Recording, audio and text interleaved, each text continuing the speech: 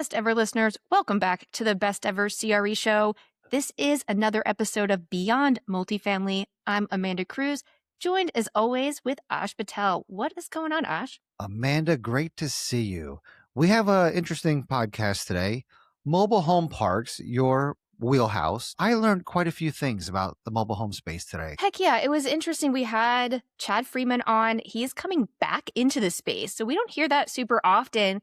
He was in mobile home parks, took about a 5-year break, and is now getting back into it. So it was a really good deep dive into what somebody who is starting to look again should be looking for, the barriers, competition, all sorts of things of how you get into mobile home parks. And wastewater treatment facilities in mobile home parks. That was interesting. Yeah, Ash, everyone knows not to buy those, but now you do too. So that's good. I guess Awesome. we'll see. So we'll see each other at Best Ever coming up, and then come talk to me and Ash on the podcast. If you have done a commercial deal, go to bestevercre.com and you can hit podcast sign up. Come chat with us. We'd love to hear your story and hear what you're working on. I want to reiterate that because there's so many people. I haven't done enough deals. We don't care if you've done one because you can relate to maybe the part of the audience that hasn't done any. So let's talk about those first deal jitters or the mindset that maybe kept you on the sidelines for a while. Really, if you guys have done one deal and you had some lessons learned, we'd love to talk to you. Tell the world your story. Heck yeah. All right, Ash, let's go. Let's bring on Chad. Rock. Chad Freeman, welcome to the Best Ever CRE Show. How's it going today? It's going great. How are you guys? Dude, we're good. Always good to have a fellow mobile home park investor on. I'm excited to have this conversation, get to know you a little bit. Before we get too far along, can you give the Best Ever listeners a bit about your background and what it is that you do now? Yeah, absolutely. I came from a bit of a real estate background. I'd be third generation now in my family from both sides, as well as airlines. So all the way through college and high school, I knew I wanted to get into real estate. And then I got established in a W-2 and started with real estate in like 2005. And fast forward 10 years or so, and I was able to, 12 years, make enough money to learn about mobile home parks and then get into them and buy mobile home parks for the first time in 2017. We bought a few then, bought again in 2019, and we're wanting to buy more now. Dang, Chad. Okay. You started buying parks in 2017, kept buying until 2019, and then you took a break and now you want to get back in? Oh, yeah. Well, we still own and operate what we have. We started to try to kind of purchase, and then 2023 kind of went crazy with the, just a frenzy of buyers and people paying way too much. So we didn't do anything in 2023, and now we're kind of getting ready to grow again. Hold on, take us back. This makes no sense, Chad. If I could go back to 2017 and 2019, I would be picking up every single park possible. Why did you stop buying back in 2019? Because we were getting started. So our next step was a 506C that we went ahead and structured. And then I went through some personal stuff. So we returned the money. We raised some capital, returned it with the interest we promised. So now we kind of regrouped and we're getting ready to buy again. Hopefully start to scale. We've been working on systematizing a lot and just getting ready for growth. How are people not overpaying today? Everybody's chasing mobile home parks. Yeah, I think maybe if you don't know what you're doing, you're overpaying, because I've seen some people with the offers or whatnot that they're getting into that it's just like, man, I don't think that's going to turn out that great. Unless you just got a bunch of extra money sitting around. The reality is, I would say people are not overpaying. The closed deals, unless you're like institutional, but then they love a finished product and they can overpay because they're institutional. Any of the smaller kind of operators where I'm seeing that, I doubt they're overpaying a lot, because otherwise they're not going to be operators for a long time. All right, we have to dive into that. Let's talk about what it means to be overpaying or not overpaying. Where are you buying? What are you buying? We're looking in the Sunbelt. We still like the Midwest, so we're looking for growth areas. And the biggest thing we look at to not overpay is a spread from the interest rate to the cap rate. So if we can come in day one with a 1-point spread, that gives us about a little bit over 10% cash on cash return. And then it satisfies the bank formulas for, the debt we need.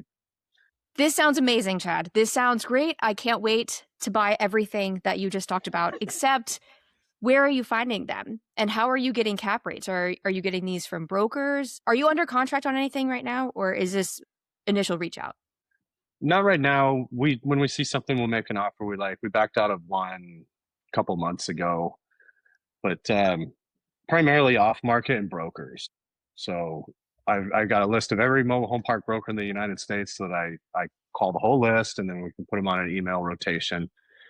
As well as we have a list of every single mobile home park in the US that used to exist. They're going away rapidly. So as we're updating our list, we're coming up on 1,000 properties to start marketing to right now. All right. As soon as you said cap rate and you're talking about value add mobile home parks, there was an alarm bell that went off in my head because the only way you're getting a cap rate is from a broker.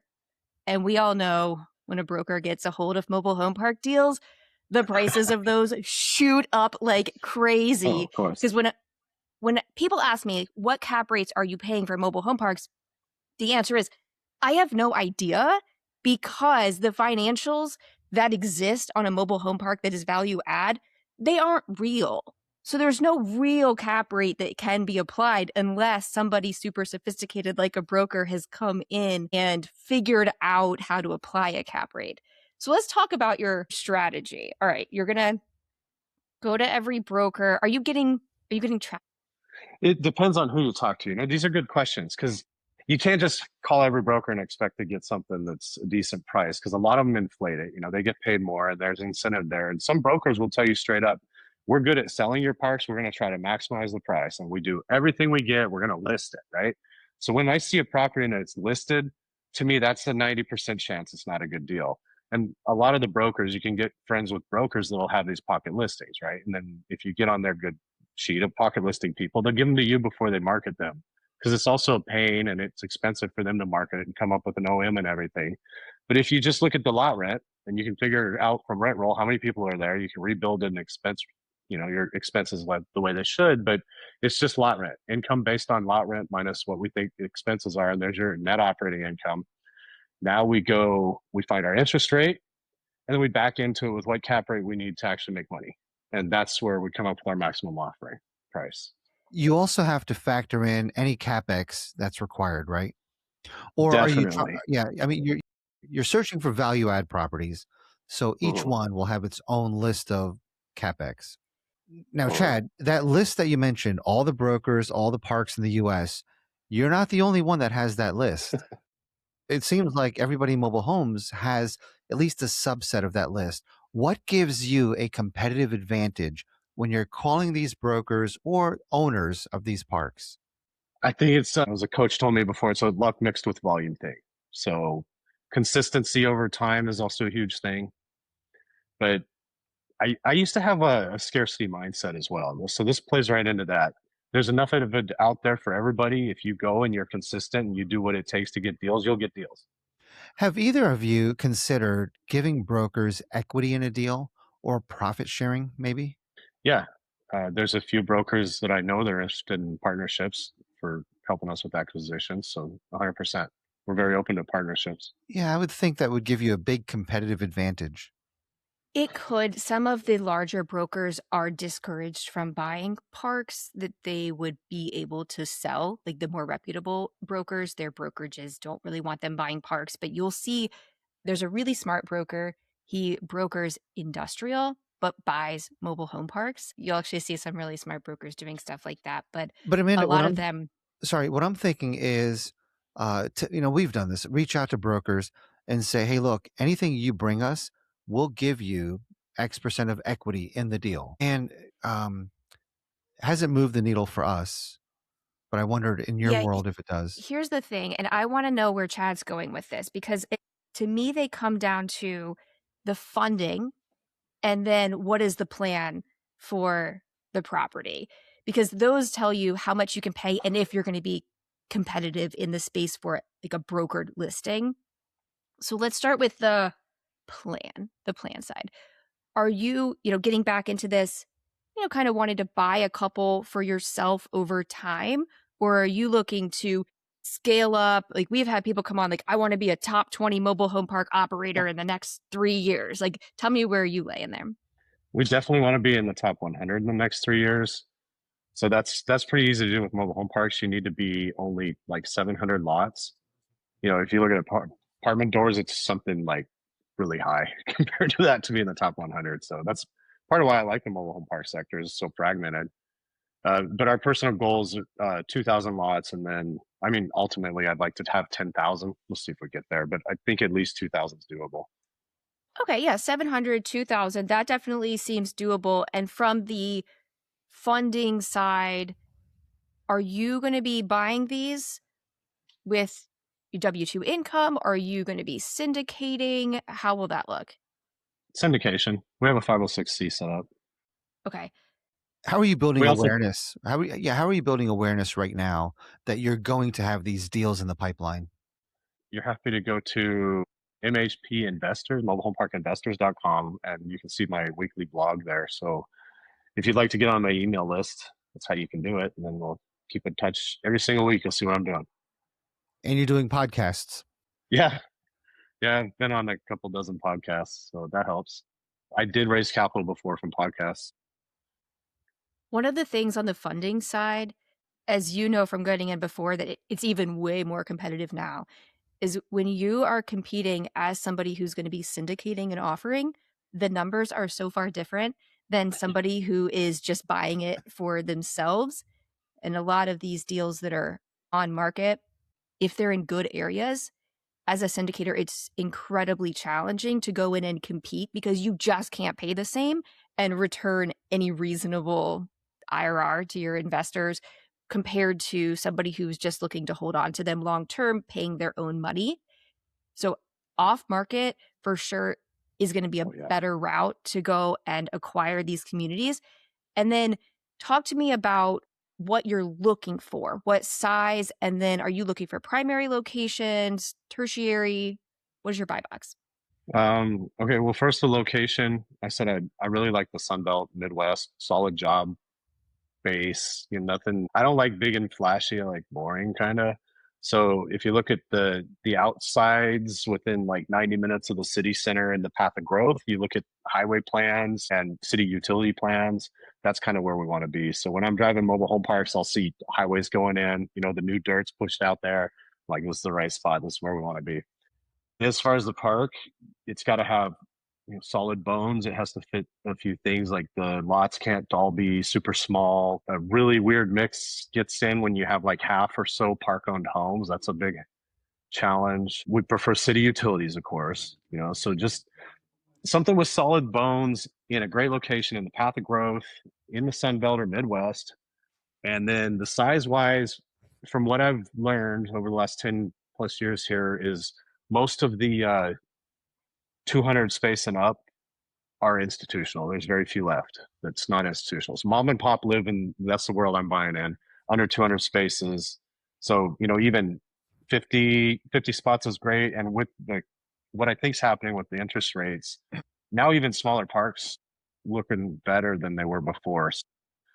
It's just an individual basis. I don't have like a solid, this is our minimum, but I'm kind of pretty much staying under 200 spaces because I know they're so rare to find the mom and pop out there that are larger than that. And even at 200, like, you may want to look at even lower because honestly, 100 plus lots, city water, city sewer, every single person who wants to be in mobile home parks in the country, and I do mean family offices, individual investors who just have money to park, they are also going after all of those assets. So you mentioned challenges too.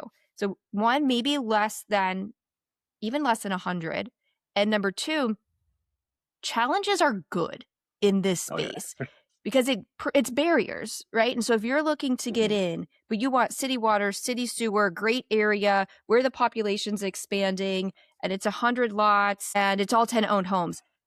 I mean, I cannot find an investor who I can't convince that would be a good buy at the right price. Like, it's going to be so competitive, but having a park that's park owned homes or half park owned homes, something that's messier that everybody doesn't want, that you can go in and have that be your value add, might be a really good way to sort of get your initial couple hundred parks. And you're going to have to work harder.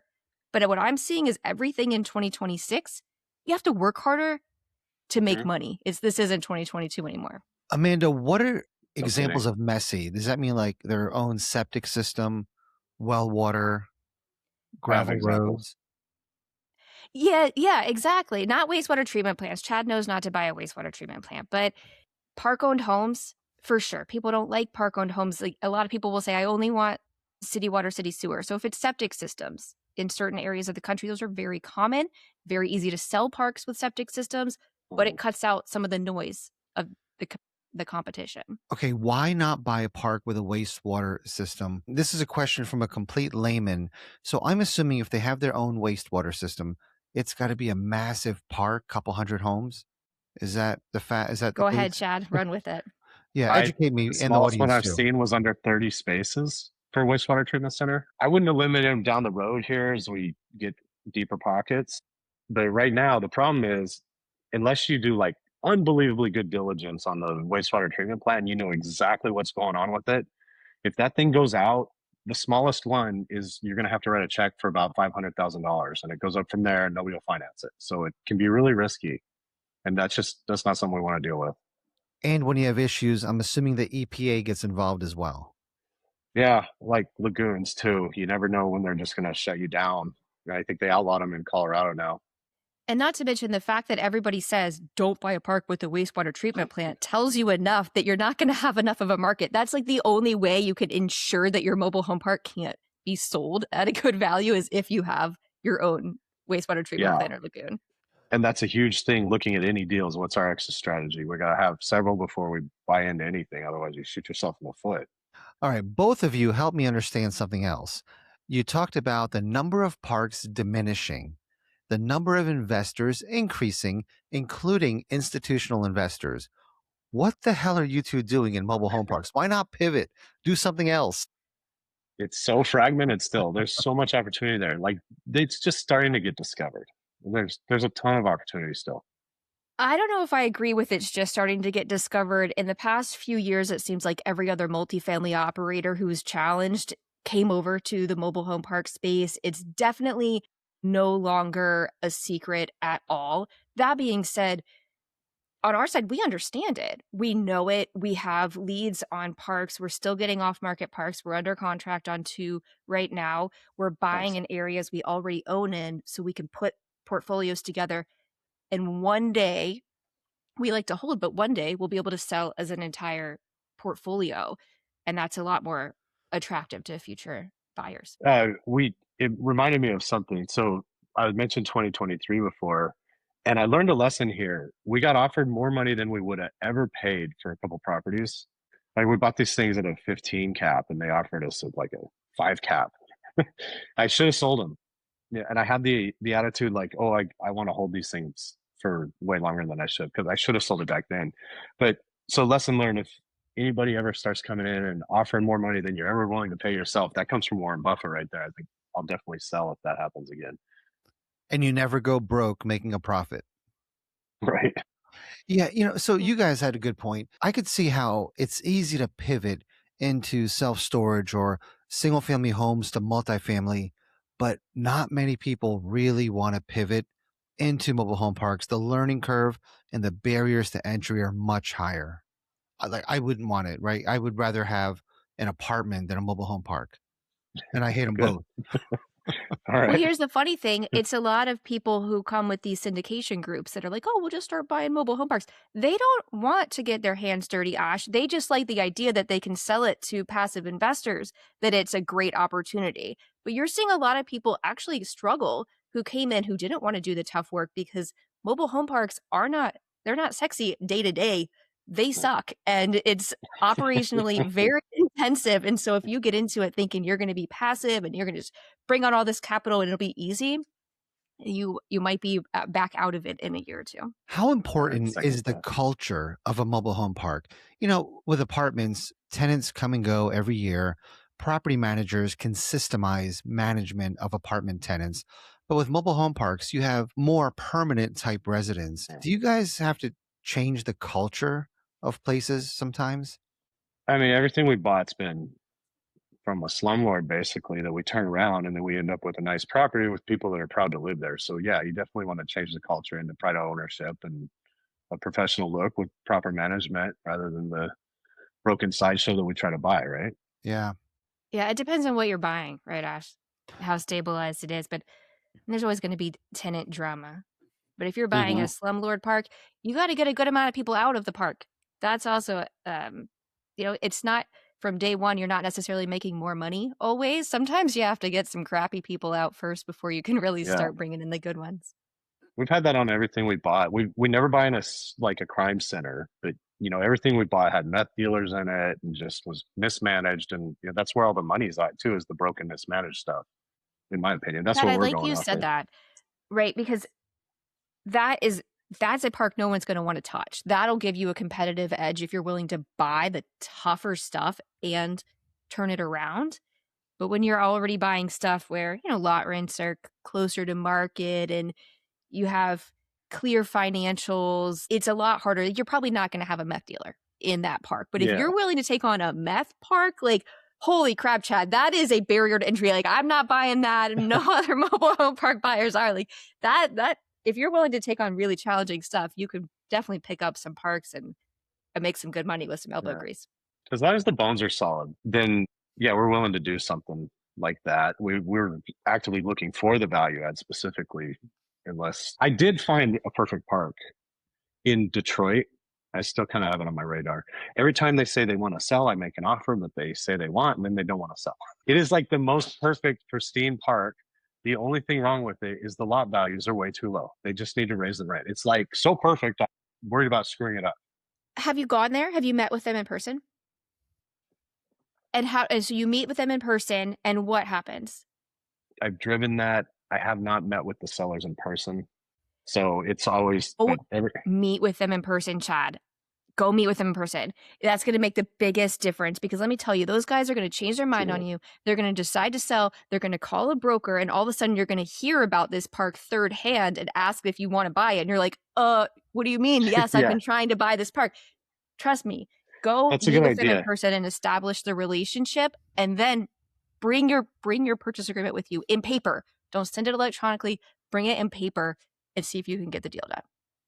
Yeah. And yeah, I there's should do that. probably It's from there's probably 10 other Chads that are talking to these owners, but how many of them are taking them out to dinner and getting to know them? I need to show up with this was off market from a broker.